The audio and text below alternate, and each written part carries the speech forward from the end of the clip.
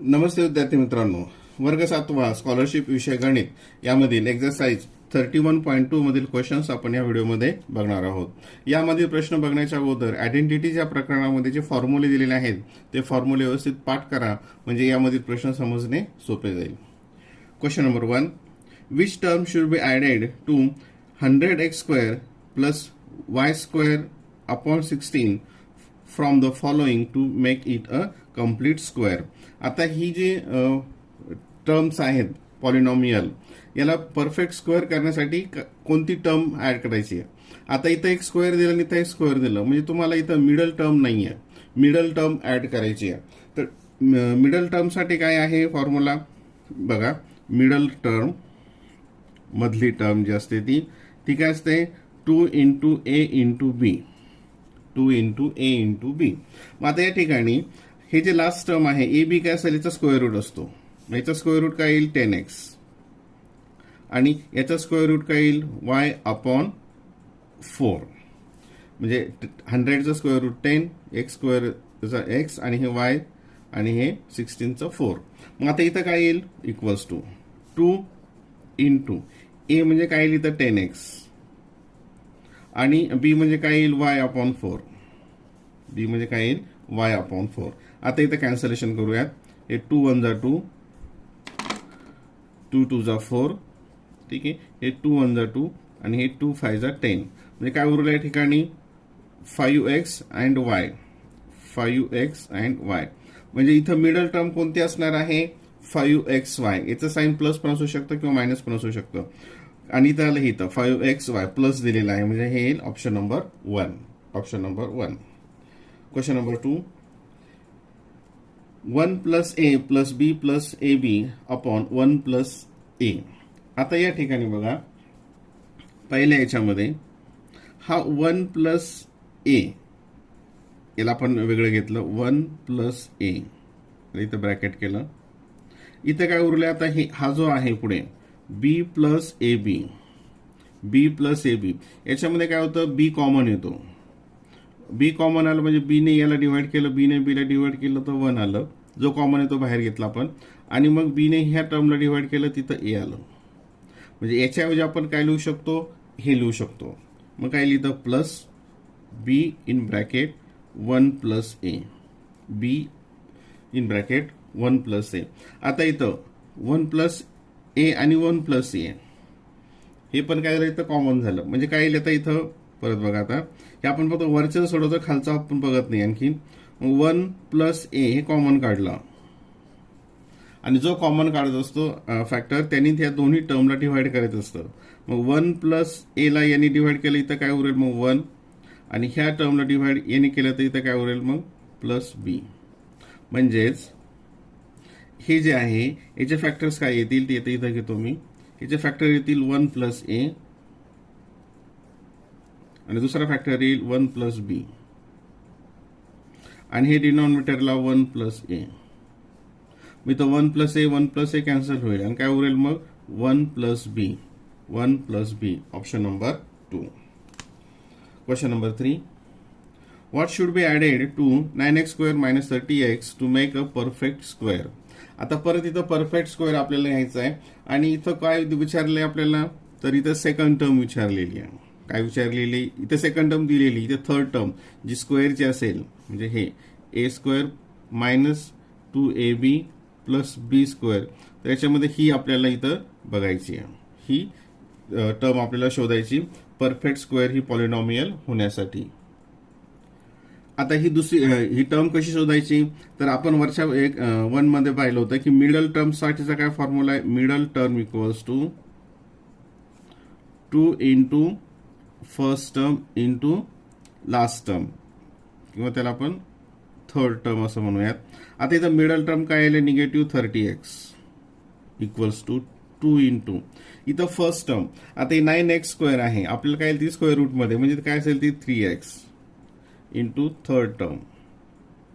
आता इथे मल्टिप्लाय मध्ये, इकडे गेलो काय होईल ते डिवाइड मध्ये, डिव्हिजन प्रॉपर्टी ऑफ इनइक्वालिटी, म्हणजे मायनस 30x, आणि त्या डिनॉमिनेटरला काय येईल 2 इंटू 3x इक्वल्स टू ही थर्ड टर्म इथे असेल. आता इथं 2 3 जा हे एक्स एक्स कॅन्सल करू अगोदर. 2 3 जा 6 आणि 6 ने 30 ला डिवाइड केलं तिथे काय येईल 6 5 जा 30 म्हणजे काय येईल ते -5 काय येईल या ठिकाणी -5 म्हणजे यात ही थर्ड टर्म झाली. आता मग इथं काय असेल ती स्क्वेअर मध्ये असेल मग 5 चा स्क्वेअर काय तो 25 5 चा स्क्वेअर काय तो 25 आणि तुम्हाला माहिती आहे की ही जी थर्ड टर्म त्याच्या शेवटी काय असतं नेहमी प्लसचं साइन असतं मायनस कधी असत नाही म्हणजे काय येईल या ठिकाणी option number 3 option number 3. Question number 4 which term should be added to 25x square plus 49y square so that the sum will be a perfect square. Same question 1 सारखंच आहे. इथं आपल्याला कोणती शोधायची परत मिडल टर्म शोधायची आहे. मिडल टर्म इक्वल्स टू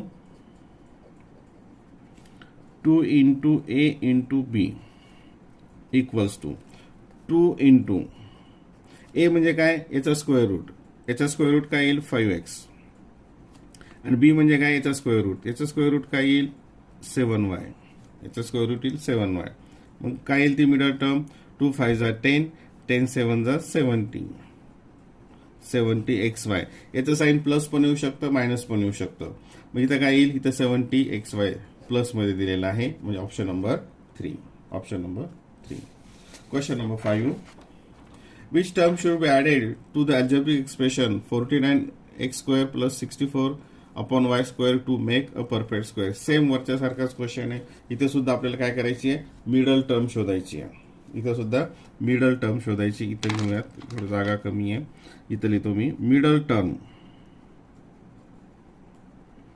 कोणती असते 2 into a into b मग 2 into a म्हणजे काय याचा स्क्वेअर रूट काय येईल 7x 49 चा स्क्वेअर रूट 49 चा स्क्वेअर रूट 7 आणि याचा आणि याचा स्क्वेअर रूट काय येईल इथे येईल 8 64 चा स्क्वेअर रूट आणि y स्क्वेअरचा y म्हणजे काय येईल आता या ठिकाणी यांचा मल्टिप्लिकेशन 2 7 जा 14 आणि 14 8 जा 112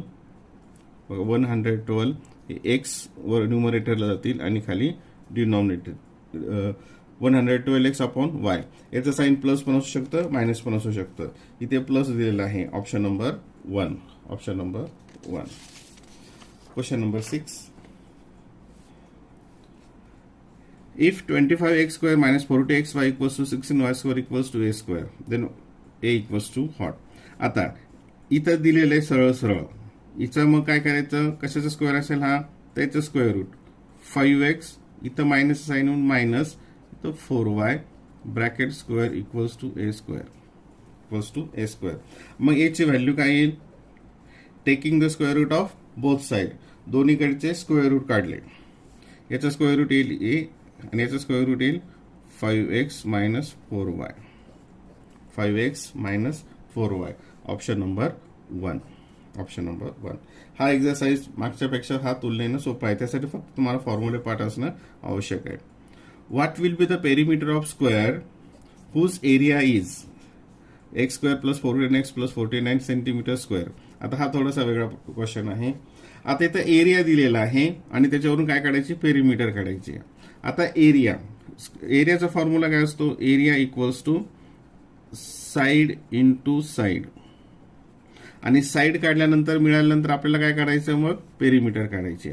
आता इथं एरिया किती आहे हा बघा इथे आता x square plus 14x plus 49 मग साइड काय असेल तर ही कशाचं परफेक्ट स्क्वेअर आहे ते आपल्याला शोधावं लागेल. आता सरळ सरळ लिहूयात ह्या दोघांचा स्क्वेअर रूट घ्यायचा म्हणजे ती कशाचं असेल x प्लस 7 आणि x प्लस 7 हे आलं म्हणजे ही साइड इंटू साइड म्हणजे याच ठिकाणी बघा इथं परत एकदा घेतो साइड इंटू साइड म्हणजे काय येईल x प्लस 7 हा आला त्याचा एरिया. आणि आता काय काढायची आपल्याला त्याची पेरिमीटर काढायची आहे. पेरिमीटर साठीचा फॉर्म्युला काय असतो 4 इंटू साइड किती आहे x प्लस 7 मग सर्व मल्टिप्लिकेशन केला 4 into x 4 into 7 28 4x plus 28 centimetre हे सेंटीमीटर मध्ये दिलेलं आहे म्हणून 4x plus 28 centimetre option number 1 option number 1.